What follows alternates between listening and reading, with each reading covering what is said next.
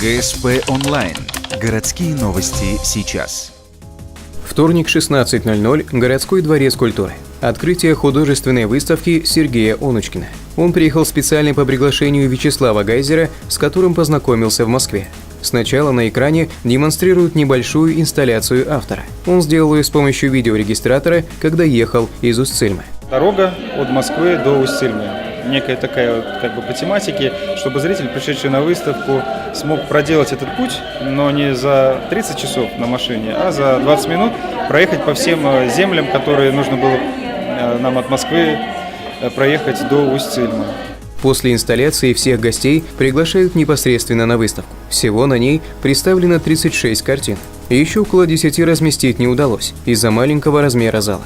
Все работы выполнены масляными красками на холсте. Помимо выставки видного художника, пригласили дать мастер-класс в художественной школе. Я очень хочу научиться писать маслом или акрилом.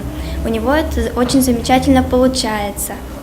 Я хочу равняться его творчеству. От этого мастер-класса я хочу получить более хорошие знания о том, как писать портрет.